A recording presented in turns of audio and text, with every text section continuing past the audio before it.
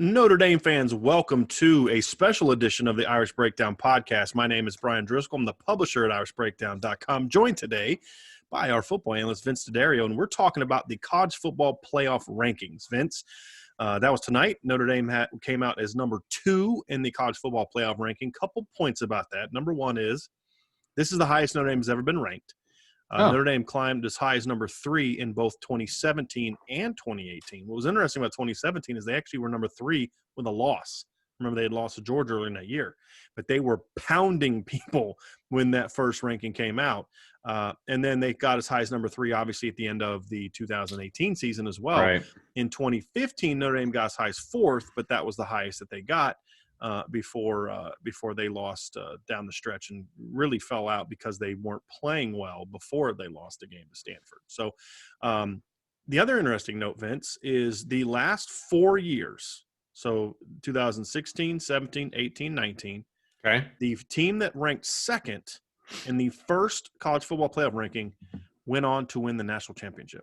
All 4 years. All 4 years. So LSU See, now obviously you're number just 2 getting last excited. year, Clemson in 18 and 16, and then obviously in 2017 it was Alabama. Now, 2015, Alabama was ranked 4th, and then in 2014, the first ranking, Ohio State was actually 16th in the first college football playoff ranking after they had lost earlier that year to Virginia Tech. They didn't start getting hot till late. After the rankings had come out, they smacked up Michigan State on the road. And then obviously destroyed Wisconsin in the Big Ten title game to get in a controversial leapfrog of TCU and Baylor. So that was certainly interesting. But so I thought that was interesting. I mean, things don't mean a whole lot, but I did think it was interesting. Number 1 is Alabama.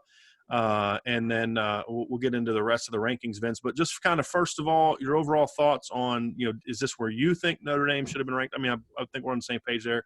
Is this where you think Notre Dame should rank? And do you think, just thoughts on, do you think this is a Notre Dame football team that is capable of running the table, staying in the top 4, and competing for a national championship?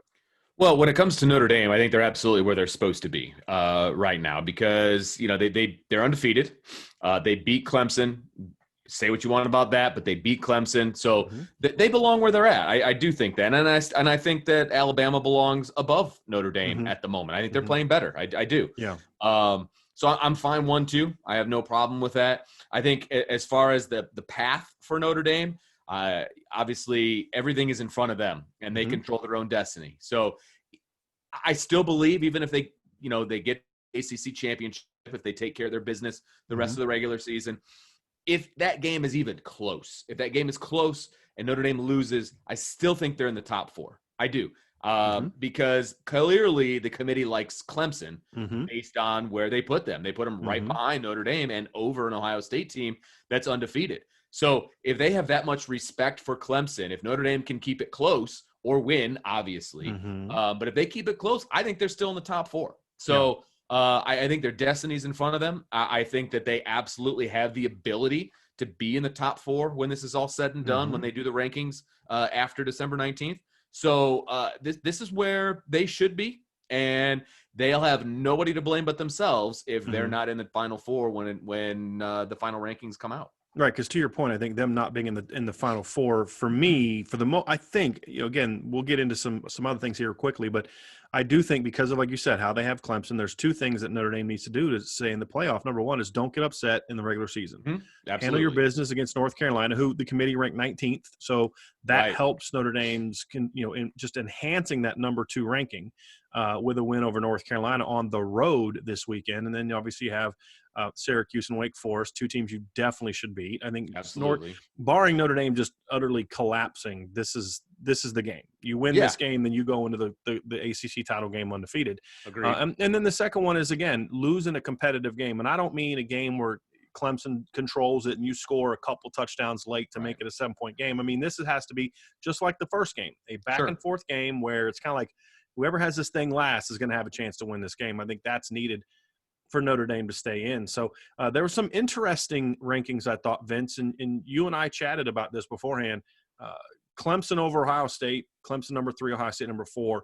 The people on ESPN were surprised by this. I'm not sure why. I personally, in the Irish Breakdown top 25 that I do every week, I bet Clemson over Ohio State for the last couple of weeks.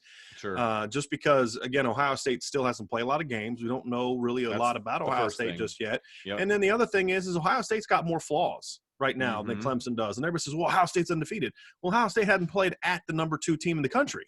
You know, Clemson was undefeated through 4 games and was playing, in my opinion, a whole lot better than Ohio State was playing through 4 games.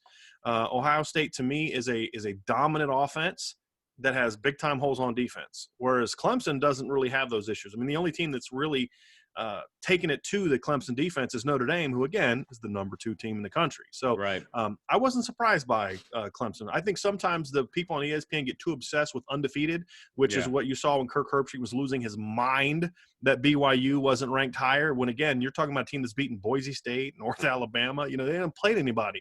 They see that 0 at the end and think, well, that team's clearly better. I think the committee showed, again, that they're going to have a much broader and a more thorough analysis than what we get from some of the pundits on TV. Well, and I think I agree with you. And I agree with the fact that the eye test tells me that Clemson is better than Ohio State at this point in the season. And in no game was it more apparent than in the IU game. Look, IU's a good team, and we'll talk. I want to get into that a little bit later on. But I think IU drew the blueprint for how to beat Ohio State. Yeah. And any one of these other teams, whether you're talking about Alabama, Notre Dame, Clemson, can follow that blueprint and beat Ohio State. And if you're going into the Final Four and Ohio State is one of those teams, you want them in the first round. Right. Okay. And I'm not saying that Ohio State can't win that game, but the blueprint is pretty clear how to beat Ohio State. Their secondary is not very good. And you got to contain Justin Fields. And they don't get after the quarterback very well. Absolutely correct. Yeah. So I think that Clemson is a more complete team than Ohio State. And again, they haven't played anybody except IU, frankly. Right. And say what you want about IU, the rest of the way, Ohio State's not even going to have an opportunity to really impress anybody with the schedule that they have left. The Big Ten is so bad right now, especially the Big Ten East is terrible. My only thing about, I see a lot of Notre Dame fans are kind of just Ohio State, barely beat Indiana, and I'd say this is what makes this year weird, Vince, because we're comparing Ohio State at 4 games at the same time that Notre Dame has 8 games. Sure. And what was Notre Dame's 4th game? It was a 12-7 win over Louisville. Sure. Right?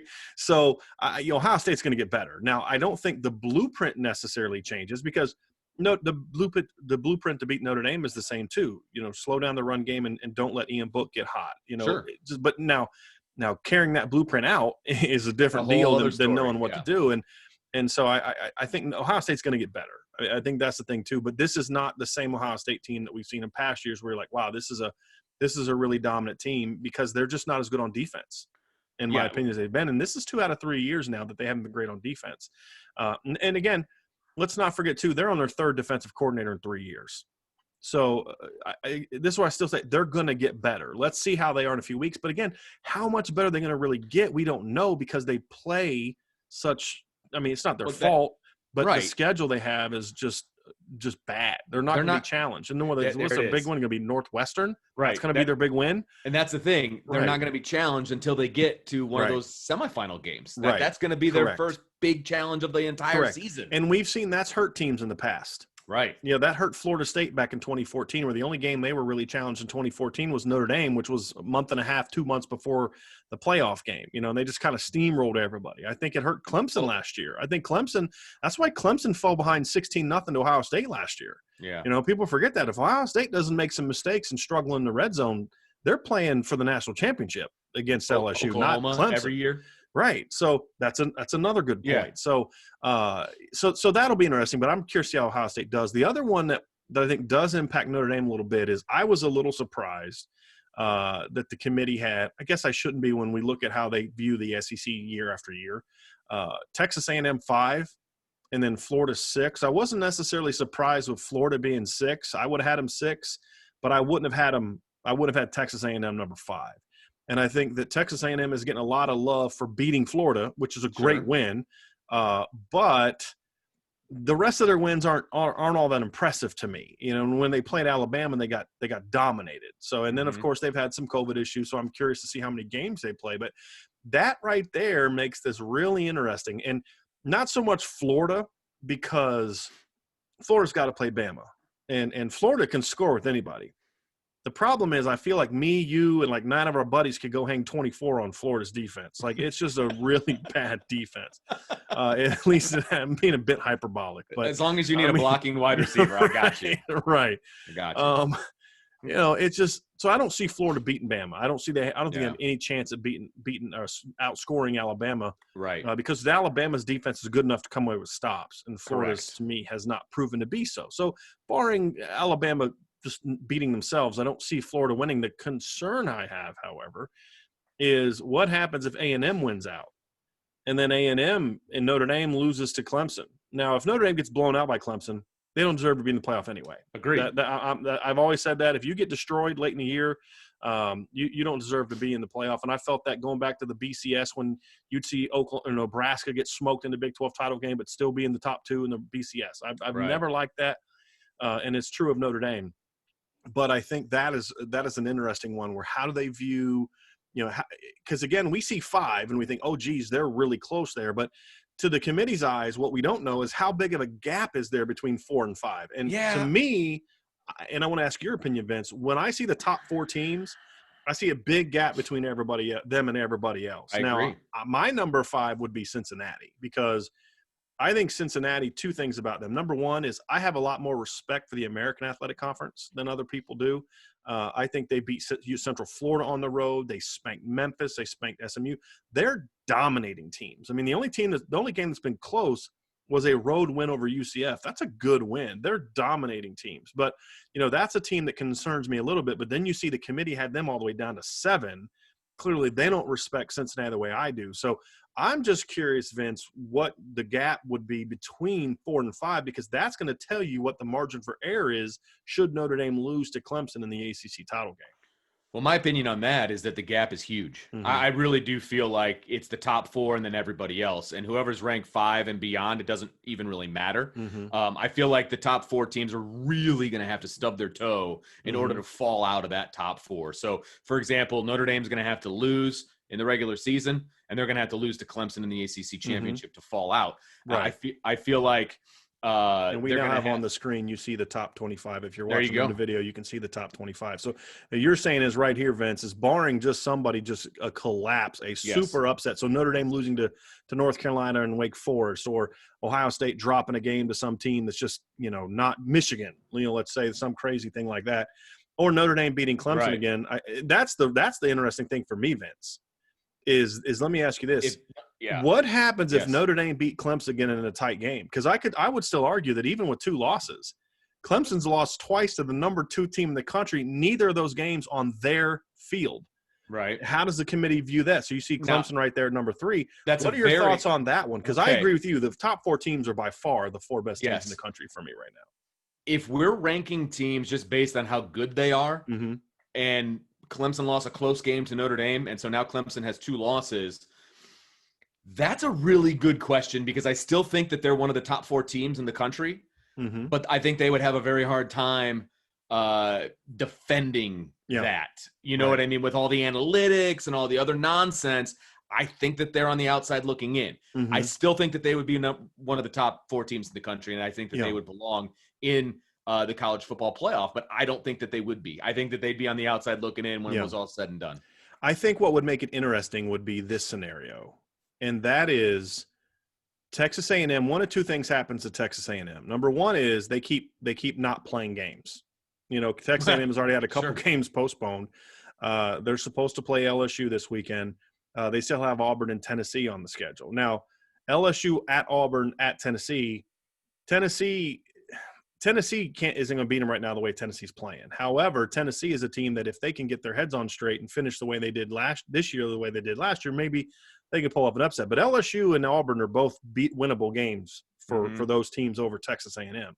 Because as I said, their most recent win was really impressive. They've had a couple good wins, but they've also had some ugly wins, and then of course got dominated by Alabama. So if they drop a game, now they're a 2-loss team, and if Alabama beats Florida in the SEC title game, now you're looking at potentially undefeated Cincinnati and 2-loss Clemson. So that's where it could get really interesting for me. Yeah, I agree. When you look at those rankings. And here's the other thing on that, Vince, is how does the committee view Oklahoma? Because I'm going to pull the rankings up again here, because this was one of the ones that surprised me a little bit, Vince. I was a little surprised at how high they had Oklahoma. And obviously Oklahoma's coming off of a really good win over Oklahoma State. They got Oklahoma really rising up the rankings, and I was surprised they had them as high as 11. That was about 2-3 spots higher than I would have had them. So that's interesting. And so this thing could get really interesting. And I think the other thing too is, if some of these games happen the way that I think they could happen, I could see A&M losing another game. I could see Florida getting beat again. It could almost to the point where, barring Notre Dame losing by 30 in the ACC title game, Notre Dame is almost as short of a playoff berth, depending on, how some of these things go. So it's going to be a really wild final 3 weeks. I agree. And the problem is none of these teams play each other, unless they're in conference. And so in your scenario with a 2-loss Clemson team and a no-loss Cincinnati, I personally would still put Clemson in, but I could very easily see them putting Cincinnati in that game. And you know what? Why not? Right. Why not put them in? Look, because if Cincinnati wins all their games, I agree with you. If Cincinnati wins all their games, I'm a little bit more – again, I look at the American a little different than I used to look at like the Mountain West, when Boise State was in there. Because when I look at the American Conference and I look at Cincinnati's schedule, for example, Vince, I'm reading this off here now. You look at, they've had to beat Central Florida on the road. They had to beat SMU on the road. SMU was ranked at one point in time this year. They beat Memphis this year. They beat Army this year by 2 touchdowns. The SMU game, they won by 29. They beat Memphis 49-10.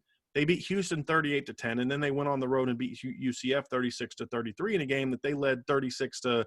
What was it? I'm trying to remember. It was. They looked good. They pulled away from Central Florida in that game. Central Florida obviously scored, I believe, late in that game, and then they'd have to play at Temple and at Tulsa, who was ranked, and then there's a chance that they might have to play Tulsa in back-to-back games. Right. Yeah. So then you look at it and you say, okay.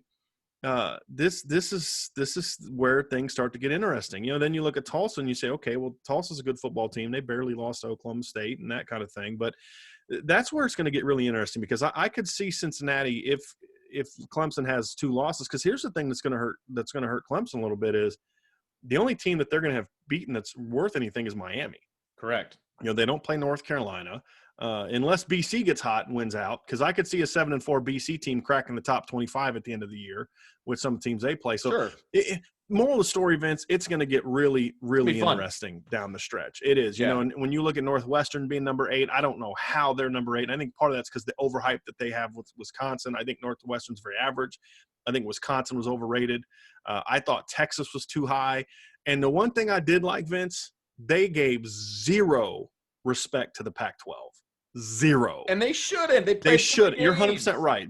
Oregon was 15, USC was 18, and Washington, who's undefeated and has 2 impressive wins, was not ranked. Yeah. Nor should they be. No. So that was the interesting thing, because that was my big concern. Is when they showed Oregon, when they showed the 6 up to 16, and I'm thinking, man, where are they going to put Oregon?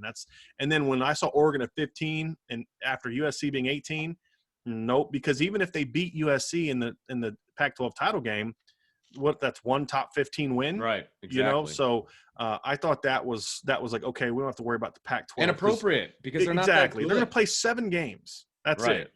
7 games. You say the same about the Big Ten, but that's a whole other conversation. Well, the Big Ten at least is going to play 8 or 9, and so that gets them a little bit closer, a little bit closer, and again, we don't know if some of these teams, Notre Dame may not end up playing 12 games. Who knows what's going to happen with all the issues Wake Forest is having right now. Watch your mouth. You watch your mouth. So it's going to be a fun final month of the season. Yeah. I think we can agree on that. These next 3 games are going to be huge for Notre Dame, but something you've been saying now for the last 2 weeks, Vince, Notre Dame is in control of their own destiny. Yes, sir. And that's the impressive thing. I think Bama, if they win out, is clearly number 1, because Alabama's beating good teams, but Alabama's also destroying good teams. Yeah, absolutely. They're not just winning games; they're smacking people. Yep. I thought Georgia was the one SEC team I thought was super overranked. I do not get love for Georgia. No, I don't either. 5-2, barely beat a bad Mississippi State team this week. They've had a couple really close games against mediocre to bad teams. Georgia's not very good. It'll take care of itself anyway, because they're probably going to lose again. And although JT Daniels looks pretty good. So anyway, that's going to be it for our first installment of the post-college football rankings podcast recap. Vince, thanks for joining me on this. Yes, sir. Make sure you check that. Make sure you're locked in irishbreakdown.com for everything we got going on. Vince and I are going to do a Notre Dame, North Carolina preview podcast tomorrow. And, hey, everyone have a awesome, great, safe Thanksgiving. Be with your family. Be around the people you love. But remember, we're going to have a lot of content at irishbreakdown.com that day. So make sure that you check that out. So, Vince, thanks for joining me. We'll talk to you again here soon.